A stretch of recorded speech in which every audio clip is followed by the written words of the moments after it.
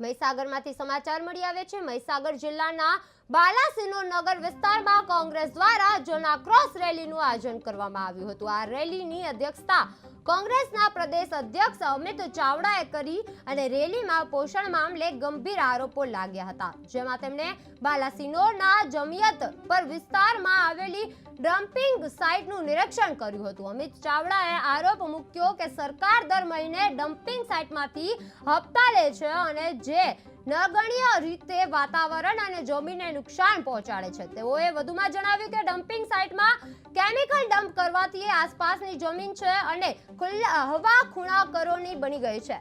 કોંગ્રેસની જન આક્રોશ રેલી બાલાસિનોર ખાતે અમિત ચાવડાએ ડમ્પિંગ સાઇટની નિરીક્ષણ કર્યું છે। ડમ્પિંગ સાઇટમાંથી હપ્તા લેવાનો આરોપ, કેમિકલ ડમ્પિંગથી જમીન અને હવા દૂષિત અમિત ચાવડાએ ખેડૂતોની મુલાકાત પણ લીધી છે। જમીન અને હવા દૂષિત અમિત ચાવડાએ ખેડૂતોની મુલાકાત પણ લીધી છે।